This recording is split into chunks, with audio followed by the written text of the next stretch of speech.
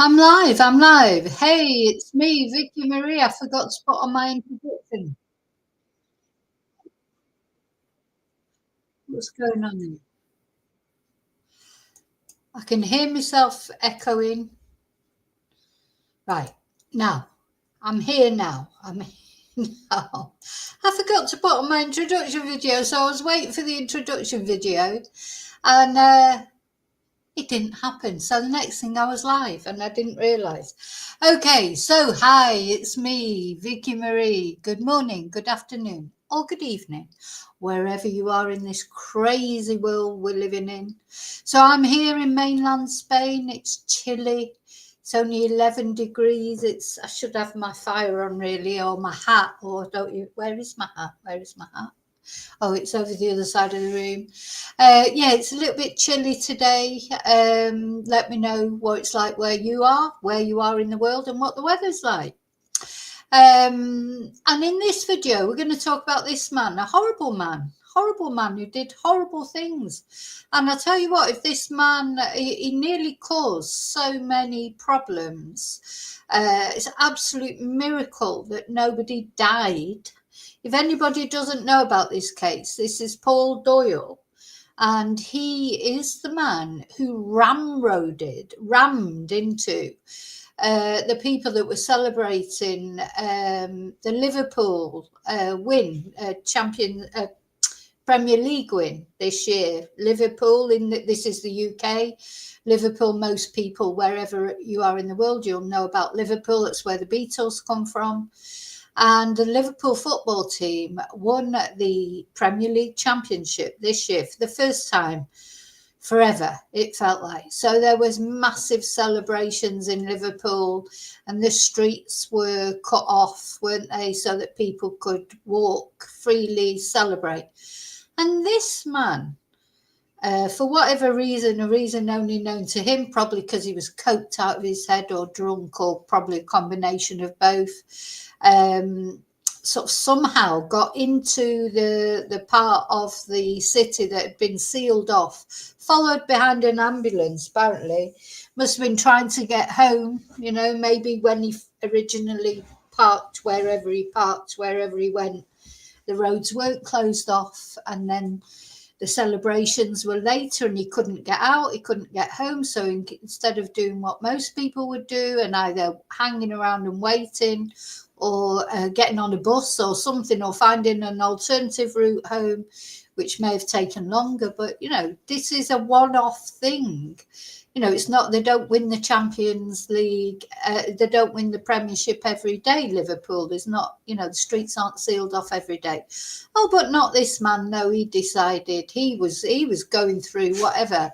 And when he then got into difficulties because people were getting annoyed with him because he was driving down somewhere where he shouldn't have been driving down, he then just started ramming into everybody, just randomly.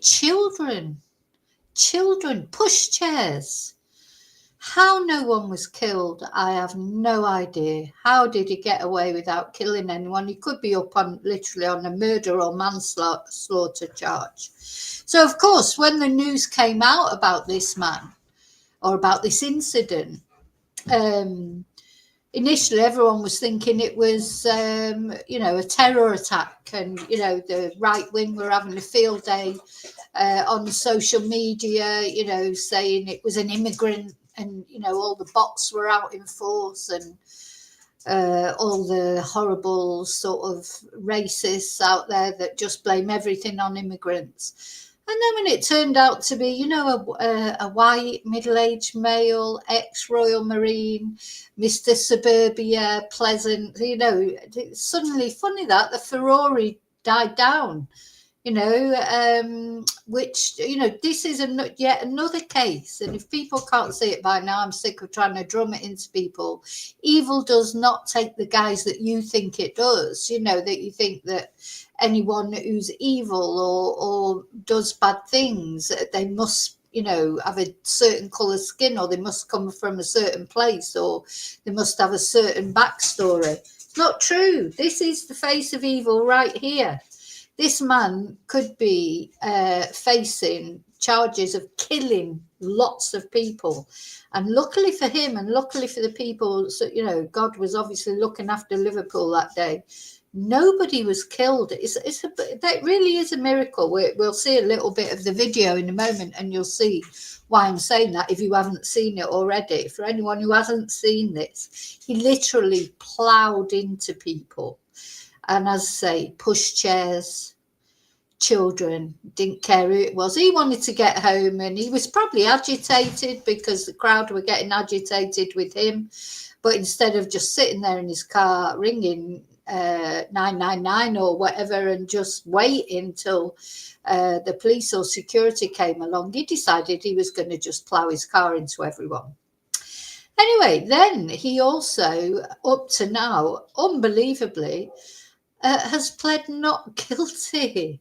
I mean, do you know, talk about a crazy world. You could not make this shit up. There's videos of him doing this, you know, videos clearly that he did it, and he pled not guilty.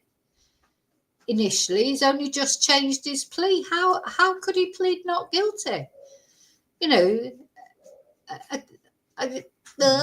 I'm speechless again. I'm so often speechless in this mad world that we live in.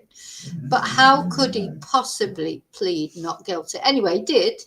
But yesterday, for some unknown reason, probably because his solicitor has said to him, look, you've got no, your best chance is to plead guilty and just take. I mean, what sentence is this man going to get? I've got this horrible feeling he's not going to get a very long sentence, if any actual prison time. But really, he should, shouldn't he? Anyway, that's what I think. But I have no idea what sentence he will get. I don't know what the sort of sentences are in these cases, especially now he's pled guilty.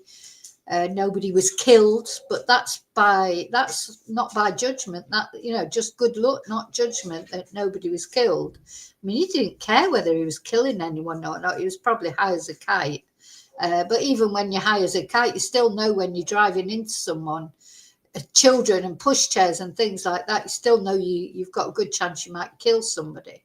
So as far as I'm concerned, there's no extenuating circumstances for this. You don't plough into children. Anyway, or anyone, but especially children. So I just want to say my quick thank yous before I get going properly with this. Thank you for watching. Thank you for liking. Thank you for subscribing. Thank you to all of you thank you to all of you who have become a member. So tonight is Members Live. We're going to be talking a lot about Christmas tonight. I'm going to show you the Christmas videos. I've actually got my Christmas lights up outside. Only a few, but it's funny, everybody else puts their Christmas lights up. They're all very precise and proper, and not mine are just chaos, but they're solar lights. I'm really pleased with them. Anyway, but I'll be talking about other Christmassy things tonight and showing my Christmas videos. But Christmas doesn't start, that's just for the members. Christmas doesn't start officially until the 1st of December on Vic and Marie Chats. Thank you to all of you who sent me Ko-fis, or just for being basically interested in the cases that I talk about. Where else am I going? So yeah, hi there, you lovely lurkers. Thank you for watching. Hi there, replay crew. Thank you so much for watching. Hope you're all well. I hope you're all looking forward to Christmas. And those of you who are not, we'll try and have a bit of fun anyway. I know Christmas is not a great time for everybody, is it? So we have to remember that. And now I'm going to come into the chat. Let's see who's here in the chat. Brave enough to put their head over the parapet. Hi, David.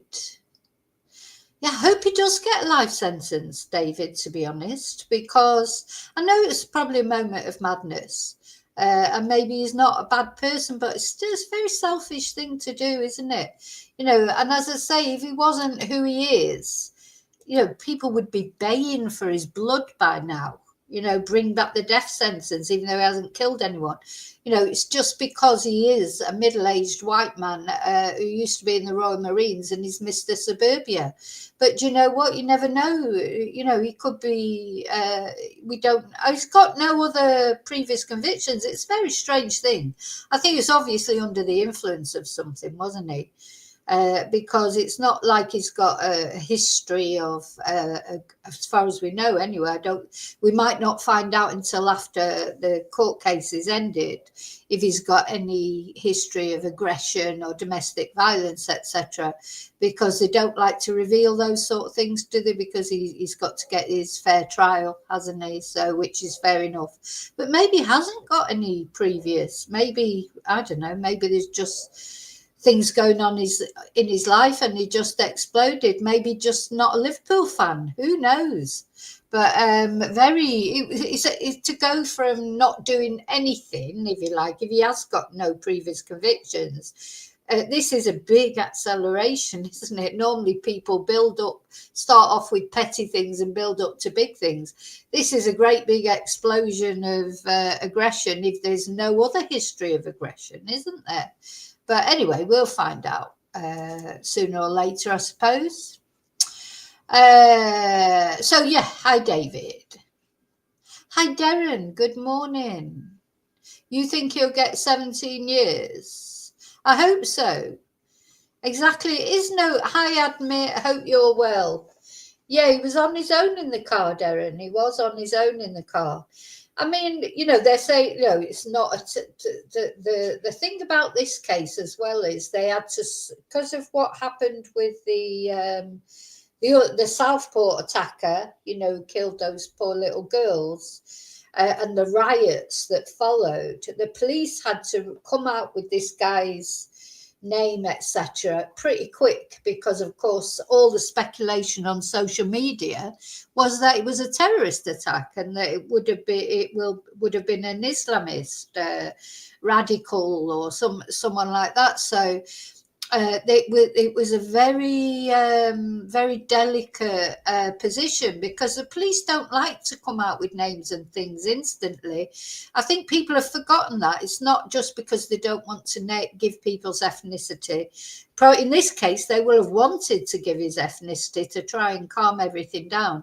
But they have to make sure that they've spoken to all the family first. If it's your family member, they can't release a photo until, imagine your family member, their name coming up as responsible for a crime like this, because the police haven't got around to talking to you yet before the name got released, etc.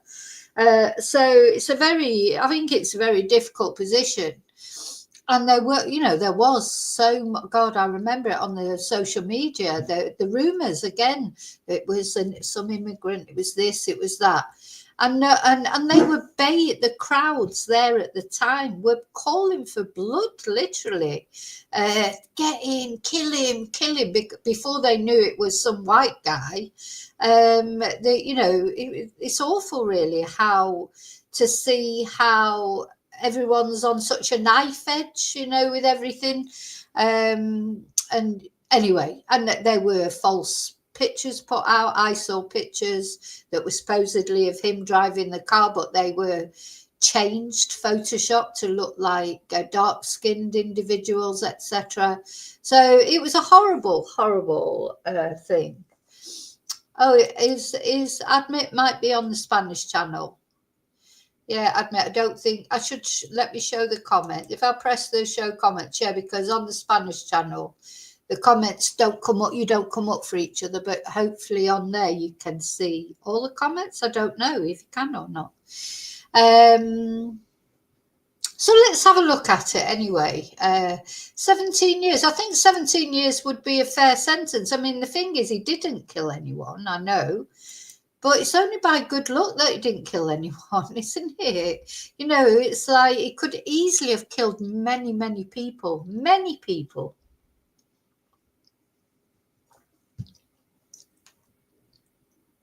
So let's have a look.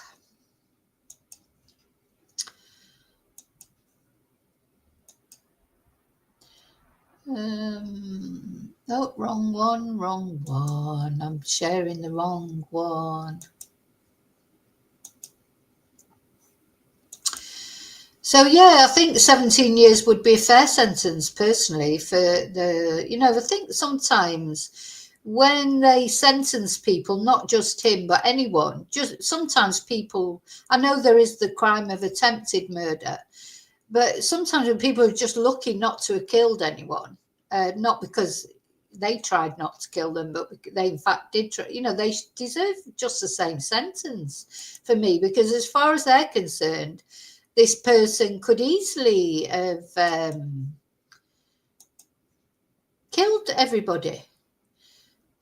So this is him. Well, this was him in 2005. Now, he may have some mental health issues. Apparently, he's crying all the time. He's been given his evidence. But, sociopaths do that, don't they? Psychopaths, sociopaths.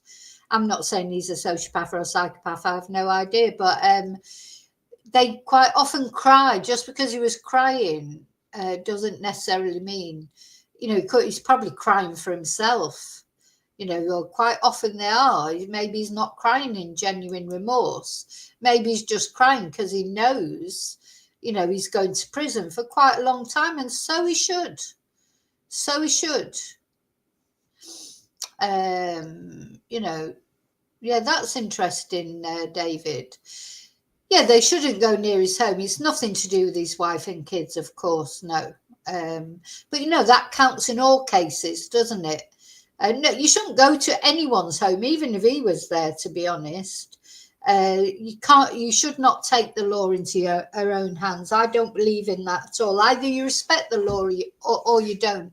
I mean, the thing is, if you take the law into your own hands, then you're just as bad as the person who's done it. So that's how I look on it. So it's not up to you to go to someone's house and badger them, even whether they had a wife and kids or not.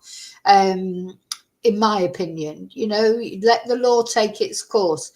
Because otherwise you are just the same. You can't be you're either, you either believe in justice or you don't. But anyway, so yeah, apparently he's a nice neighbour. And this is what I'm always trying to say. Please don't think that someone that appears so nice and normal, whatever that is, don't think that criminals look a certain way or come in a certain package. They don't. There is evil in everyone. And sometimes it's the ones that you don't expect.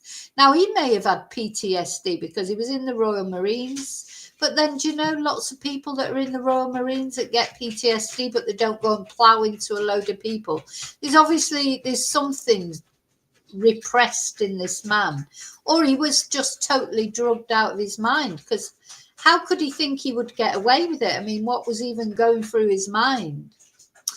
So apparently the day that Paul Doyle ploughed his 2-ton Ford Galaxy into a dense crowd of pedestrians started with some gardening and friendly chat with his neighbours. According to witnesses, there was nothing to suggest that hours later 134 people, including babies, children and the elderly, out to watch Liverpool FC's victory parade, would become victims of his act of calculated violence. So, yeah, babies, children, the elderly. He was totally non-discriminatory in who he attacked. So then he's pled not guilty for months. After months of denials, Doyle changed his pleas to guilty at Liverpool Crown Court moments before the prosecution was set to open its case.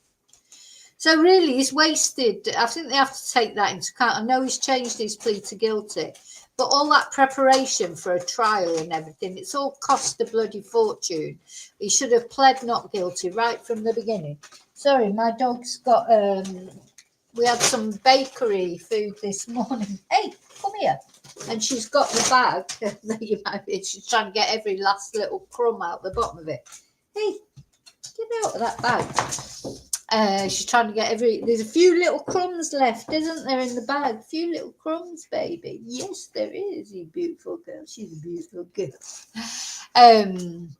So yeah, he's wasted all that time, money, effort, everything, all those months. I hope they take that into account as well when they find him guilty.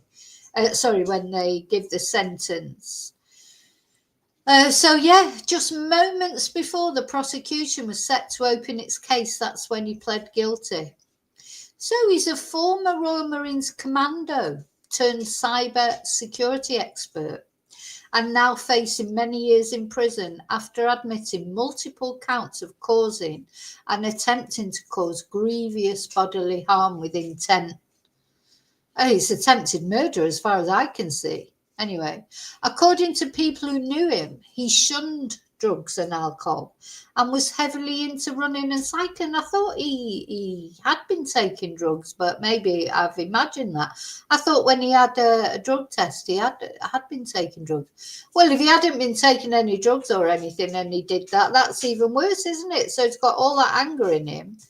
Anyway, he was heavily into running, cycling, well liked by his neighbours, stopping for chats as he walked his dog around the estate. I remember we were saying at the time, it reminded me of that film with Michael Douglas. That was over a custody battle, wasn't it? That the character that Michael Douglas played in that what was that film called? Falling Down, was it? David, you'd seen it, I think.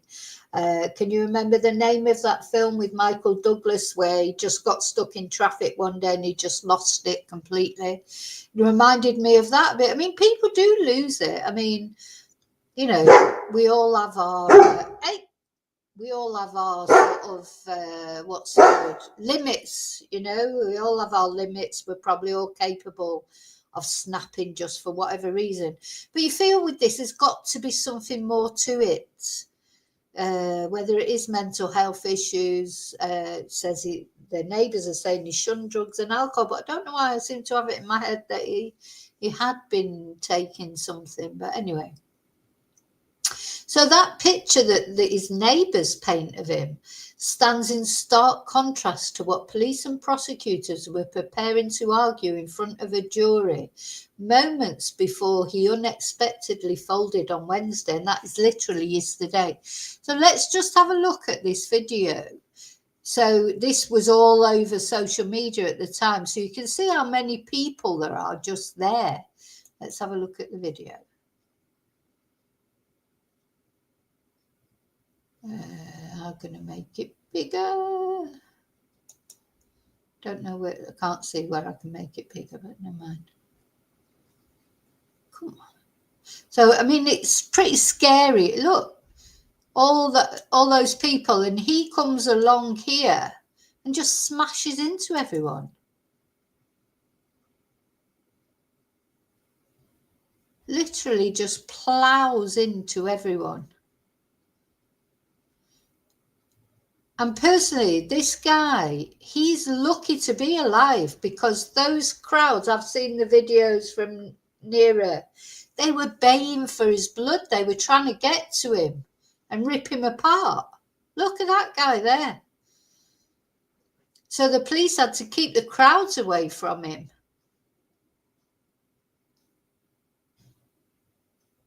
How did nobody die? I just don't know. Literally, it is a miracle, isn't it? Because there were so many people and he just ploughed into them randomly. So he's lucky he's not facing a murder charge or a manslaughter charge. Then he would definitely be going to prison for a long, long time. He's going to get quite a long sentence, I think. And he should. Personally, I think he should.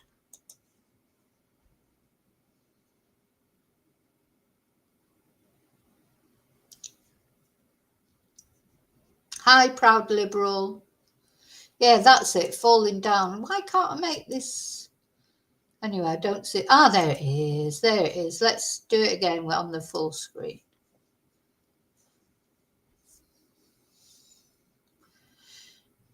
Yeah, so that particular bit there, let me just go back to that. That was played on social media. This is how social media is very dangerous. This particular scene, as he drove off and somebody tried to open his door, I think, and he pulled his door shut, that was represented on social media. It was photoshopped.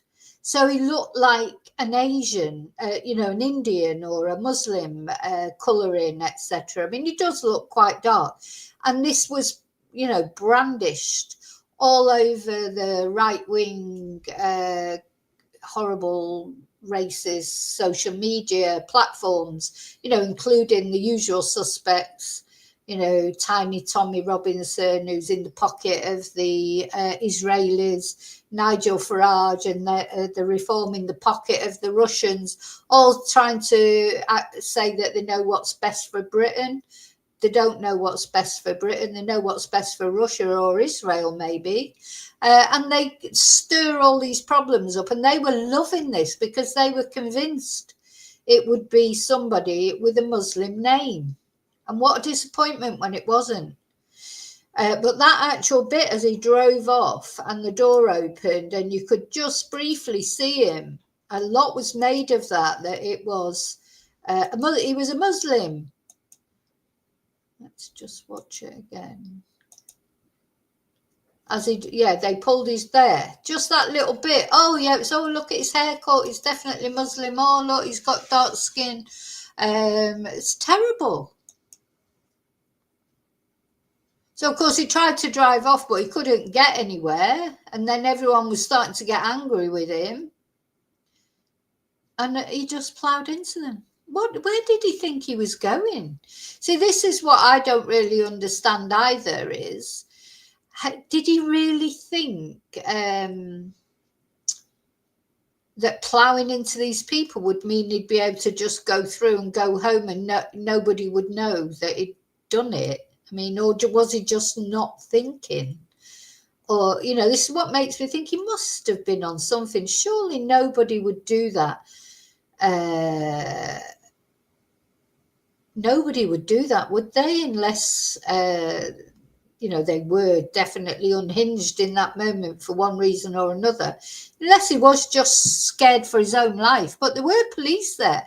Like you could see there were police there, and the police would keep, the police saved his life in a way, because when he did come to a halt, all the crowds were baying for his blood.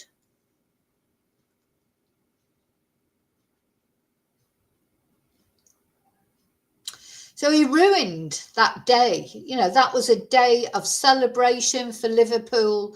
They hadn't won the Premier League for years and years and years. I don't know how many years. Some of you in the chat might know how long it had been.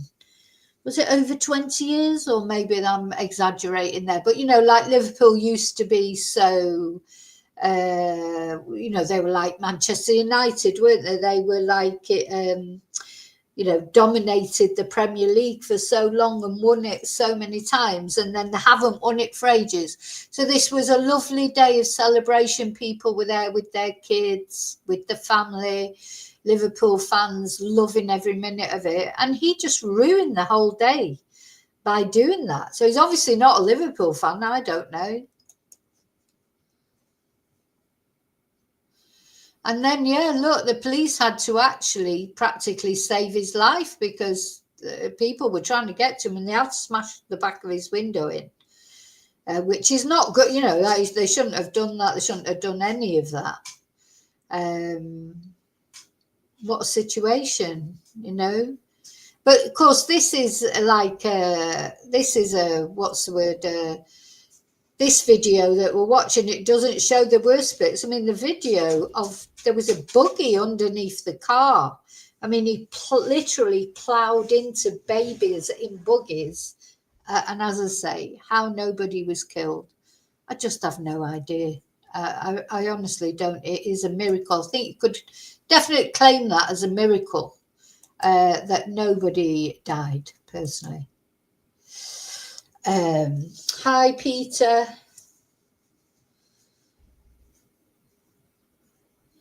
Right, showed he was sober.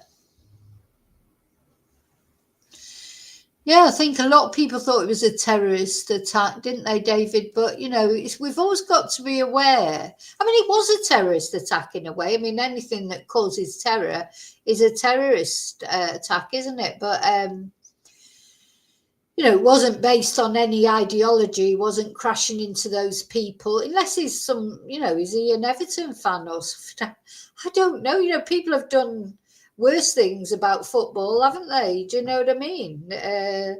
People take football very seriously, don't they? So it could be that. Maybe he was annoyed at Liverpool winning the league, I don't know. People don't normally do things like that for absolutely nothing. I mean, I'm presuming he's been assessed mentally since then. Anyway, so it seems that according to the chief Crown prosecutor, Sarah Hammond, speaking after the hearing, the guilty pleas meant that Doyle had finally accepted that he intentionally drove into crowds of innocent people. Now, is that what? So in the beginning, was he saying that it wasn't intentional? The thing is, the video shows. Dear me, looks like he's a troubled man, doesn't he? And he might be because of his service. I don't know, what his circumstances are. But yeah, I think he was initially trying to say it was all an accident. Anyway, so apparently now he's finally accepted he intentionally drove into crowds of innocent people, and dash cam footage from his own vehicle shows that he approached Dale Street and Water Street, and he became increasingly agitated by the crowds. Now, maybe that dash cam will come out one day after he's been sentenced and the case is finished completely. But driving a vehicle into a crowd is an act of calculated violence. This was not a momentary lapse by Paul Doyle. It was a choice he made that day, and it turned celebration into mayhem. Yeah, so it sort of ruined that day forever, really, for the Liverpool fans. And yeah, he did it more, what can I say? So he didn't just, lose control once and then stop. He kept doing it. So it was again and again. So it obviously was premeditated in the end. So he lives apparently in a quiet Croxtiff cul-de-sac in Liverpool with his wife Alison, a local teacher. Now, my heart's going out for her because I can't imagine how that's been for her. I mean, is she still teaching? And he's got 3 sons.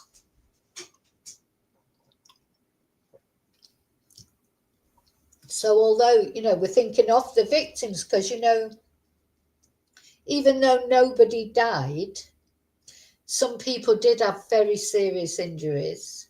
And not only that, just the trauma of what they went through, being hospitalized, and I say a miracle that everybody survived, and it's fantastic. But they've still got to live with the trauma of that, I bet they won't be wanting to go to celebrations again and things. It'd always be on your mind, wouldn't it? And then we have to spare a thought for his family, for his wife and his 3 sons who haven't done anything wrong. It's not their fault that their dad just had a psychotic episode or whatever. So apparently that morning, so this was the 26th of May this year, 2025. And they were mystified about how a very good neighbour had come to cause such carnage on the 26th of May. He had been out in the front garden all that morning messing with the trees. He was always out gardening, said one woman living nearby who did not wish to be named. He genuinely seemed like a nice man. I was going out with my son and he said, "Hello, how are you?" and so on. He always let on. And when she was asked if anything seemed unusual with his demeanour that morning, she said nothing at all. So neighbours in Burgill Road said they recognised the Fort Galaxy titanium on the news after footage of the chaos on Water Street began to filter through. Something's, somebody might be able to tell me in chat, but something's ringing a bell. Didn't his wife see it on the news as well? I couldn't believe it, one said. I didn't want to watch. I think maybe he panicked. One man said his wife had come out the next morning and one of our other neighbours asked her, "Was that your car?" And she burst into tears and said, "Yes," and you didn't really see her after that. That's a shame for his wife. It's a shame. I feel sorry for them. It's not their fault and it's ruined their lives. So his colleagues said he had no signs of an explosive temper. He was described as a mentor by a former colleague. So this is him in, 2005. So it's 20 years ago. So he's quite a bit younger there, obviously. One former work colleague who met Doyle when they worked for an IT firm in Merseyside around 13 years ago described a bonding with Doyle over their shared military background. And he told the BBC, he was a mentor to me, really. I was new to my career. I was exploring avenues on what I wanted to do. And he was a great teacher and mentor with a great sense of humour. And we both share military background, so I think we had a shared humour. Another former colleague at a separate Liverpool company who worked with Doyle back in 2005 described him as very competitive. He said he travelled to Kenya with Doyle on a group excursion to trek up Mount Kilimanjaro in neighbouring Tanzania, claiming when he did anything, he always wanted to do it the best way.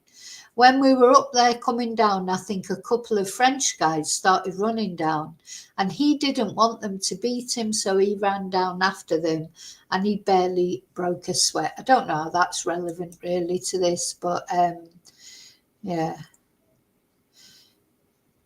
Just making sure I missed anyone coming in. So yeah,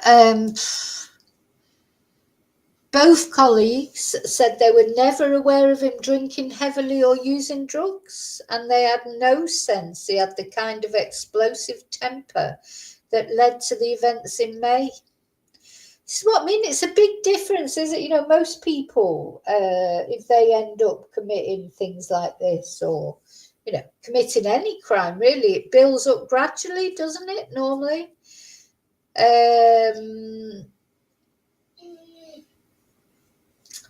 Builds up gradually, and you know, they don't just do one great big thing like this. They do little things. There'd be displays of temper. There'd be some domestic violence, maybe. You know, the neighbours would say, oh yeah, we used to hear shouting from the house, or, you know, those kind of things. But this seems to have just literally come right out of the blue, doesn't it? So, you know, maybe there are things in his life that we don't know about, pressures that he didn't know about. Because look at this, he's admitted 31 offences, including 17 of attempting to cause grievous bodily harm, 9 of causing grievous bodily harm with intent, 3 of wounding with intent, 1 of dangerous driving, and 1 of affray. And the charges related to 29 victims, and their ages of the victims range from 6-month-old. This is where I start to get angry, because I don't care, you know, how panicked you are or what's going on. You know, when there's a fucking pushchair right in front of you that there's probably a baby in it, there's no excuse. So now I'm angry now. So now I hope he gets the biggest sentence that you can imagine. 6-month-old Teddy Eveson. How did that baby survive? To 77-year-old Susan Passett. Get off the bag. She's found the bag again with the crumbs. Get off. There's nothing left. There's nothing left. So sentencing will begin on the 15th of December. So, yeah, 29 victims aged from 6 months old to 77 years old, to the most vulnerable people in our society.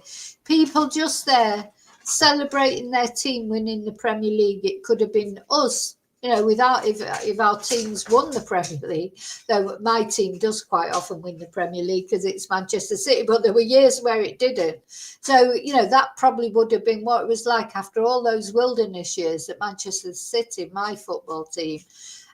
You know, were consigned to the lower divisions and didn't win anything. And then they got promoted back up to the Premier League. They got bought by the Saudis or the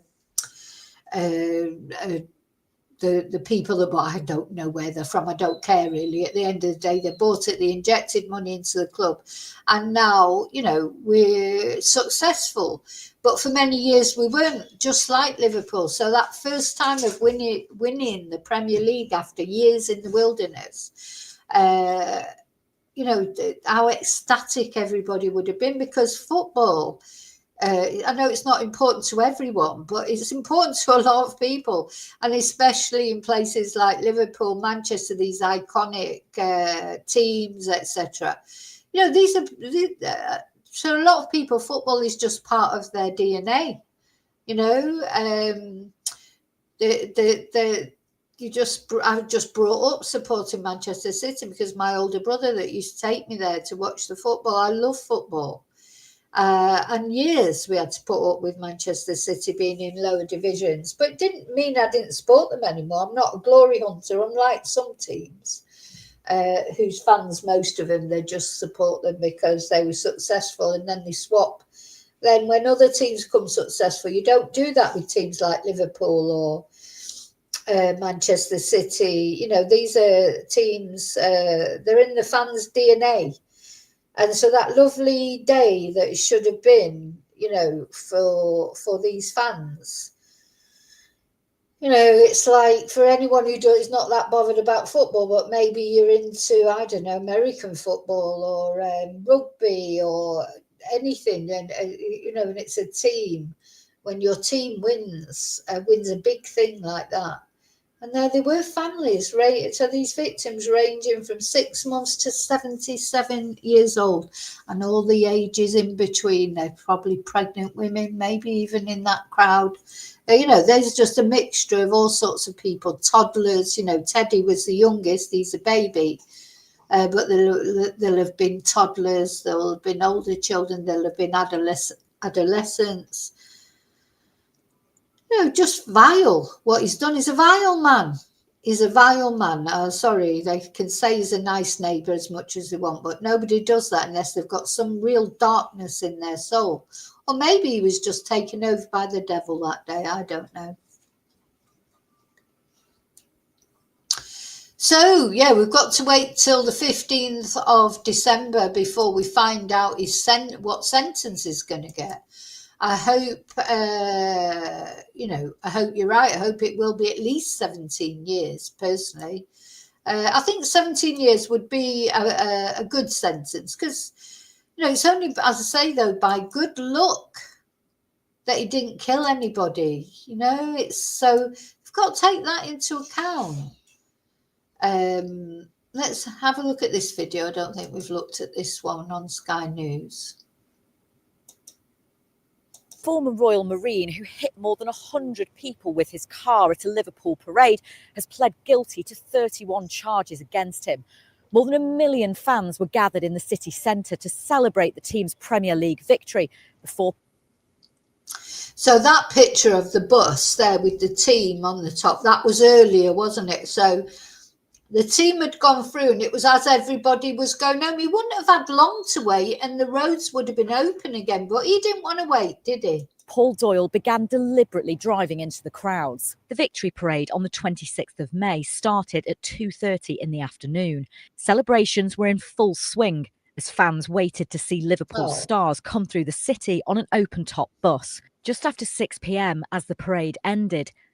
Now, do you see all those police that were there? I bet the police by then, they was probably breathing a bit of a sigh of relief. The team's gone through, the days passed without incident or major incident, probably looking forward to going home, finishing their shift. And then literally just when it should all have been calming down. Now, I think what happened, how he got through, I think, and again, if anybody knows any different, please correct me, but didn't someone have a medical emergency and an ambulance had to go through to attend to somebody, and this man followed behind the ambulance as they opened up the barriers to let the ambulance through? I think Paul just followed behind the ambulance. That's how he ended up there in the first place. Because I remember initially thinking, how the hell did he even get in that amongst that, But I think that's how it happened. Let's see. were in full swing as fans waited to see Liverpool stars come through the city on an open-top bus. Just after 6 p.m, as the parade ended, the crowd was leaving the waterfront when Doyle drove into a group of fans on Water Street. Footage shows the moment the car collided with the crowds before fans surrounded the vehicle, hitting it repeatedly. Rob Dark had gone to the parade with his 2 sons, but was left with life-changing injuries. Well, I was walking with my youngest son, and we were together, and we were walking up, and I heard shouting, then I heard screaming, and then there was like people come flying towards me, and then bang. I just stepped off the curb, and the car wheel crushed my foot on the curb, and the pain was absolutely incredible. I thought terrorist. That's the first thing that came to my head. Everybody thought terrorist, didn't they, at first? You know, and of course it was so controlled, the whole thing, because the police will have been thinking terrorists, won't they? You know, at the end of the day, that's unfortunately, you know, that happens too, that it is often terrorists. But, you know, that's why it's important to wait until you get official confirmation of things before just jumping to conclusions. But anyway, so this poor guy, you know, he is alive, but it said he had life-changing injuries, so it sounds like his foot was crushed or whatever. But again, a miracle that he survived. But, you know, that should not take away from this man's sentence. He's lucky this man is not dead. And my son, who else would do a thing like that? Police say Doyle's car collided with more than 100 people in just 7 minutes. The 54-year-old father of 3 from Croxteth in Liverpool was arrested the same day. 134 people were injured in the attack, including children, the youngest a 6-month-old baby boy. Paul Doyle cried in court as he admitted all 31 charges against him, including causing and attempting to cause grievous bodily harm. Yeah. Who's he crying for, I wonder? Is he crying for the victims? Is he crying for his family and what he's done to them? Or is he crying for himself? You know, all these tears in court and everything. I know at least he's showing remorse, I suppose, but I'm suspicious of it. So just like, you just think, well, he's crying now, but, you know, anyway, I'm sure you'll tell me what you think. And dangerous driving. Prosecutors said his deliberate actions brought chaos to the community. Driving a vehicle into a crowd is an act of calculated violence. This was not a momentary lapse by Paul Doyle. It was a choice he made that day, and it turned celebration into mayhem. Paul Doyle was told to expect a lengthy custodial term when he is sentenced for the offences in December. Thanks for that insight, Ado. You were there at the time. You were all petrified trying to run away from the car, but not knowing if there were other cars involved. Yeah, because at the end of the day, it could have been terrorists, couldn't it? It could have been an attack by several people, or it could have been somebody then jumping out the car with a knife and going around stabbing people. You know, that's why it's called terrorism, isn't it? Hi, Angel. Oh, so you were on the street with your wife, brother-in-law. We're in our 50s. We saw him reversing into people intentionally. Yeah, what the hell possessed him? You know, what the hell is possessed him to do it? I just don't know.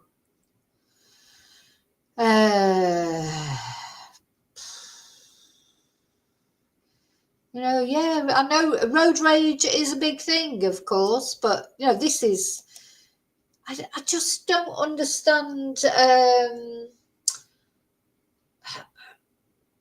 I just don't understand. I'd understand it more if he would have been high or whatever and not in control of his faculties. If he's in control of his faculties and supposedly this nice neighbour who used to be in the Royal Marines, law-abiding, what? There's, you know, people do things for a reason. They don't do them arbitrarily. You know, maybe there's something going on in his life that we just don't know about. And I agree with you there, Mister. I think he's had a lot of sympathy because he seems like an average man. If he was, you know, any sort of he had a different colour skin, or, you know, or if he was trans, or if he was gay or whatever. But he's Mr. Average, isn't he? He's Mr. Normal, Mr. Nice Neighbour. And of course, he was a Royal Marine. And I'll say maybe he has got some PTSD, but it seems strange for it to just come out now. And lots of Royal Marines or other service people have got PTSD and don't go taking it out on other people. I don't really like people who use these excuses. He's going to be saying he's autistic next, or that's a common theme these days, that people blame it on being autistic, or, you know, some other sort of ADHD or whatever. Anyway, we'll see what happens, because, of course, even though he's pled guilty, I presume there's going to be victim impact statements. He will get an opportunity to say something if he wants to say anything. Yeah, what is his reason? I mean, don't forget, he's denied it for months. He's denied it and said it was accidental. So he's not much of a nice person, really, is he? You know, I mean, really, I personally would feel more sympathy for him if right from day one you'd say, I have no idea what possessed me, I just lost it. You know, we're all human. We're all human. What I can't bear are lies. To me, he's lied from day one, saying it was an accident. And now when he's come to just before the trial, after putting, you know, he could have put these victims out of their misery a long time ago, really, because it could all be over with by now. But he's not. He's kept to it, saying that he's not guilty, saying it was accidental for months. And then just before the trial, he's come out, probably because his solicitor said to him, you know, come on, it's just pointless. You're trying to say you're not guilty. You are patently guilty. Do you think, you know, I mean, how could he? So in the meantime, that if you're British and you live in Britain, you as the British taxpayer, you've paid for all this going on, when it could have been resolved ages ago if he would have just admitted his guilt from day one, when it was, you know, patently obvious he was guilty. So these are the things that make me have a lack of sympathy for him, because he should have told the truth from the beginning. If he just lost it, well, he lost it. And do you know what? All of us perhaps are capable of it in the right circumstances. But the worst thing that he's done is lied about it for months. This trial, you know, as I say, the British taxpayer has paid for the trial all to be set up. It was literally just about to start. Could have saved the taxpayer a lot of money, just admitted it right from the beginning. So,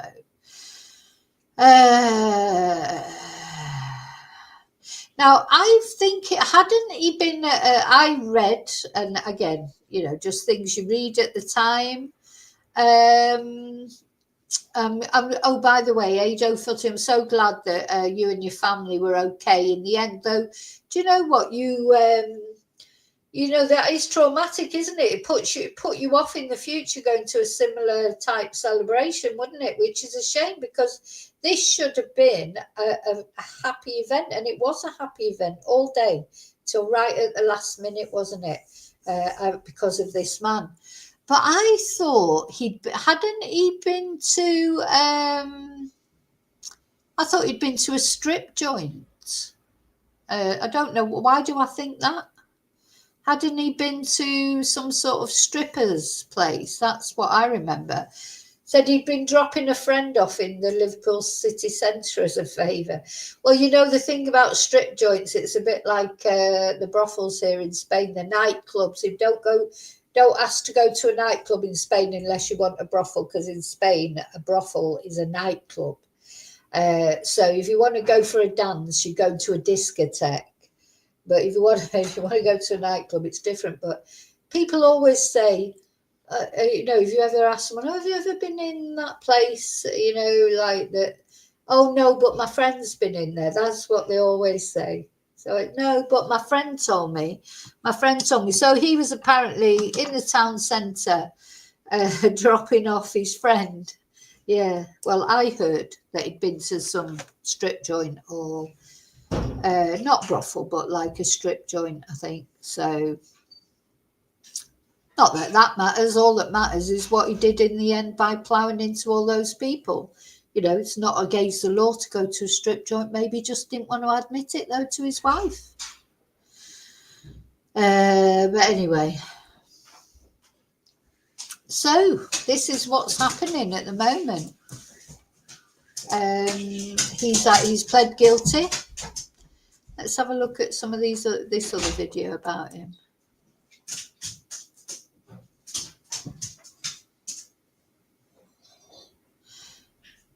So this is him in the dock, isn't it?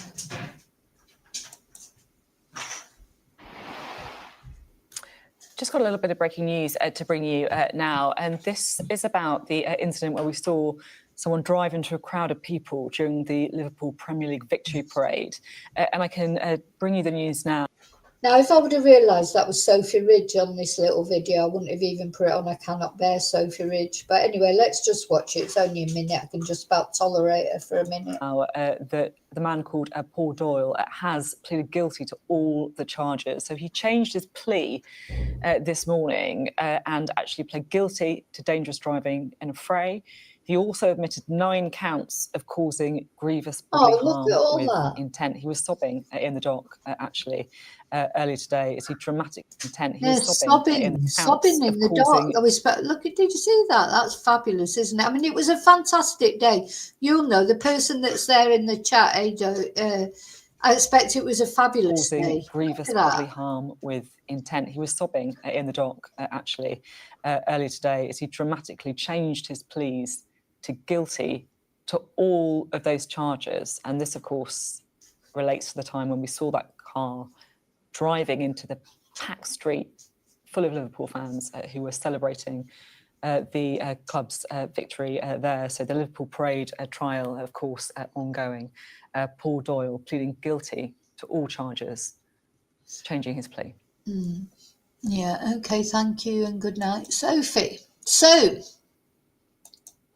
yeah, so I just wanted to bring you up to date with that. I did cover it at the time. And then we've been waiting for the trial to begin, or I would have reported on the trial. I was waiting for it.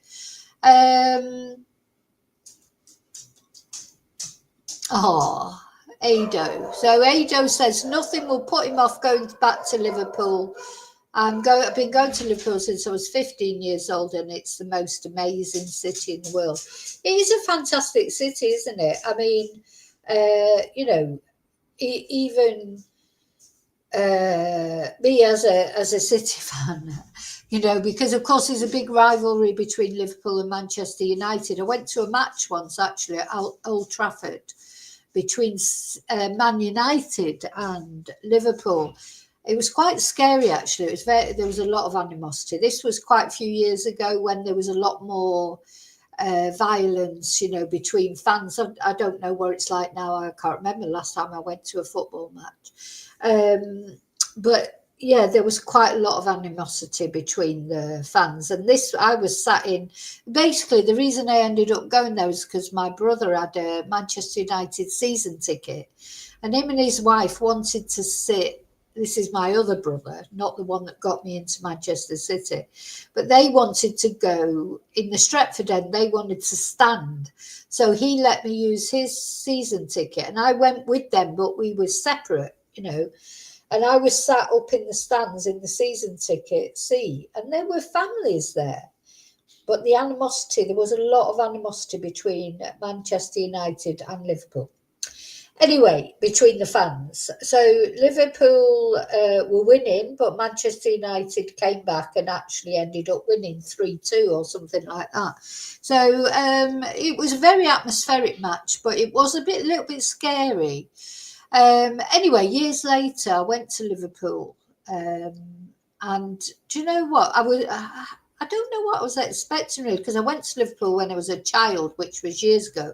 But of course, Liverpool won the City of Culture, didn't they? And there was a lot of the European City of Culture Award, and there was a lot of money put into Liverpool.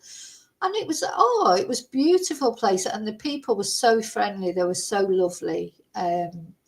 you know, they talk to anyone, wouldn't they? You know, you sit down and they'd be chatting to you, and if you needed directions or if you needed help, they were just so helpful, so lovely. But I always would, well, as soon as I got talking to anyone, I would always say, because I was so away from, and I go, oh, Manchester, but I'm a City fan, you know, so like there's not the same animosity between the Liverpool fans and the City fans as there is between, I don't know what that Liverpool Man United thing is, but anyway, that's just the way it is. But oh yeah, it was beautiful, and it looks almost, it's very cosmopolitan now, isn't it? It looks, and I was very lucky with the weather. Funnily enough, I think the good weather must follow me around because it was February, so I wasn't expecting it to be nice weather.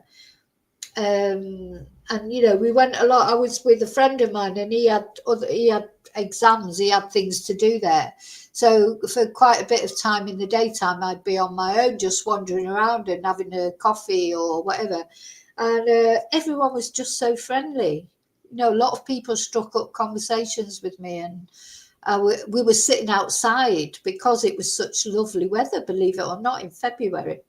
But I was very impressed, with Liverpool. It's a beautiful city, it really is. And the people are pretty much salt of the earth, aren't they? You know, I mean, there's dodgy parts, of course, just like there are anywhere. Same in Manchester, same in any big city. There are places that perhaps are not advisable to go walking on your own at night. But that's same anywhere, isn't it? Wherever you are. So, but yeah, it's a beautiful place. Yeah, Angel, people are actually friendly and actually speak to you. Yeah, I think they're very friendly. They're lovely people. So, yeah, I don't know what speed he was going disobedient. He just ploughed into them, you know. He ploughed into them, so I don't know what the speed was. But anyway, so we'll find out. We'll find out on the 12th of December.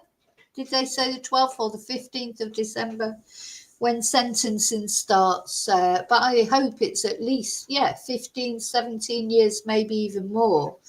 It's not that I want him to go to, you know, I'm not that, but it's just what he did was so horrible. Let's not forget the ages of the victims. You know, a baby was in those victims. He ploughed into a pushchair. An elderly woman in her 70s.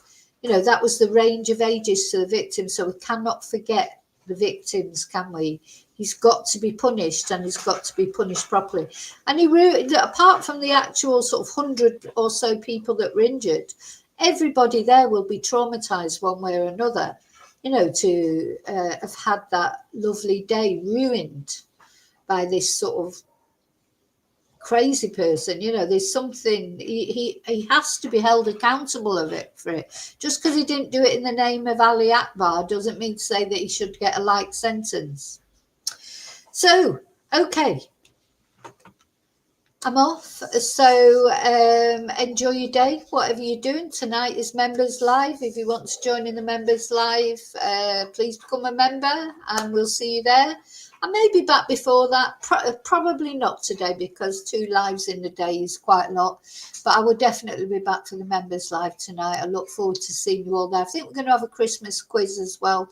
We'll be talking about all things Christmas, and I'll be showing you the new Christmas videos that I've got set up and things. And I'm going to wear a Christmas jumper. Remember if you remember and you're joining in the Members Live, remember to wear your Christmas jumper. Send me a photo of it if you can, or anything Christmassy you want. I'll be asking that of everybody coming up to Christmas now.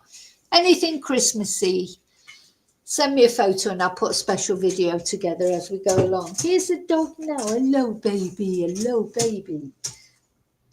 Let's have a look at Tia. She's here. She knows I'm just about to finish, so she's going to get a bit of attention, aren't you, baby? I'll see you really soon in the next video.